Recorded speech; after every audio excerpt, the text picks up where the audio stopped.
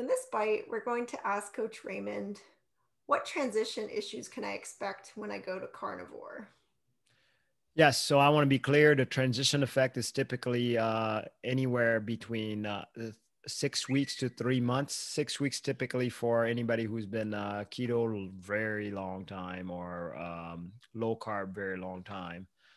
And 3 months is the typical average, but it does rise up to 6 months to some. But one of the transition effects would be that I can mention. I'll mention some soft ones first. First couple of weeks, you can have diarrhea. You can have constipation. You can have at least a feeling of constipation.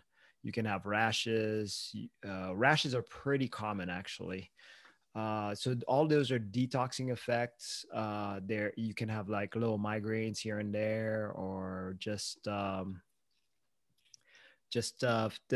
unease feeling. Now about week 3, and this can range week 3 to like week 6. I actually had my transition carnivore flu during the 2 months mark, so I was unusually late on that. So I was feeling okay. I had the diarrhea and stuff like that, and all of that other stuff too. But mine was 2 months in, so it can happen anywhere within that 3 months, and sometimes even after.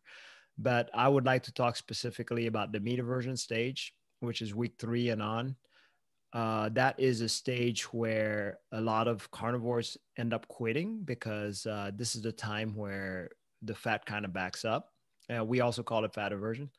And what happens is that you just don't want to eat. You rather not eat than eat meat. You want to eat something else, and you're thinking to yourself, well, I felt great, but maybe if I can add this one or two things, and then I'll feel better. Also, this is around the stage where your energy starts getting extremely low. Now, this doesn't happen to everybody. So this is where we have to remember, on the carnivore diet, you're switching fuels. And this is pretty much at the point where, if you can imagine a breaker box and you're trying to transfer the load from one fuel to the other, let's say from a coal plant to a nuclear plant, and you're about to cut the switch. Well, that's kind of what happens. And so you're going to have very low power to no power for a little while with whatever, say, batteries are on standby, if you want to call it that. That process alone lasts about well, for me, it lasted a month, but the first week's the hardest because you feel like a turtle. You can't move very well. You have a headache. You just don't feel very good. Just overall feel like almost like you're dying, actually, because there's some instances like mine, and I've had several clients had this, where they'll have their heart beat real fast. Feels like your heart's beating out of your chest. It feels like you're almost having a heart attack. You can't sleep very well.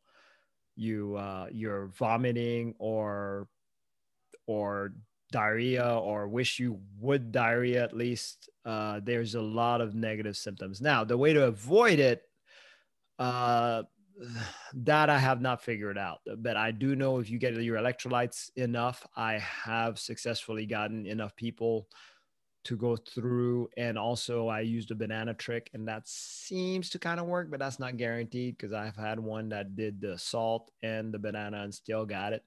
And I did a little research into it too with Dr. Bickman, looking into his studies about, I think what it is glucagon resistance.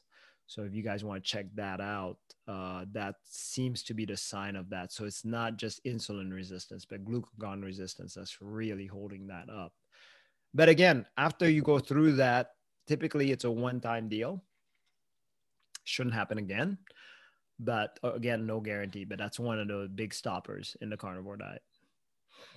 Okay, so if I do get these symptoms, then I should just, like, let's say I have meat or fat aversion. You say I should try to balance my electrolytes potentially, but should I still eat if I'm not feeling Yeah, hungry? great point.